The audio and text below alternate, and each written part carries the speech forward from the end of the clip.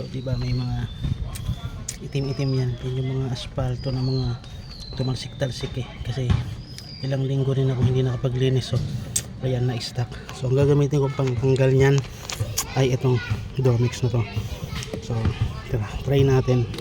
Bugahan mo lang ng konti muna. Kumbaga papaano yun mo siya, i-absorb muna niya yung ano. Yan.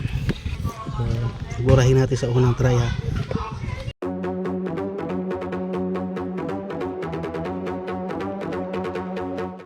Ayan, so wala na. Diba? Lagi na. Diba? Wala na. Ay. Wala na. Diba?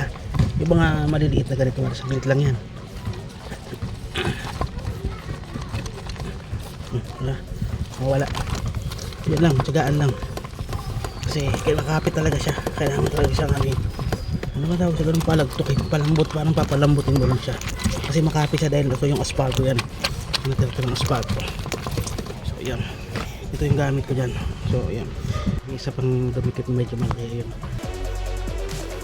Medyo mahirap ano yun yan kasi mahirap tanggalin kasi dudukutin mo siya. Ayan, lagyan ulit natin itong Domex.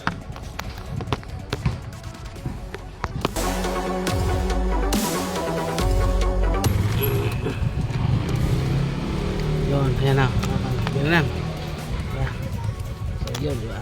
Natanggal siya. Tinira ko na yung mga mga liliit muna.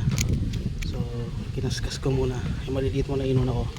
Kasi yung mga nandito, kailangan mong puwersahin. Kasi hawakan mo to para hindi kumalaw. So inuna ko muna yung mga nandito. So bandawalan natin. So ayan, nawala na yung mga butlig-butlig, yung mga tuldok-tuldok. Kuminis na. Ayan, wala na yung magaspang. A few minutes later.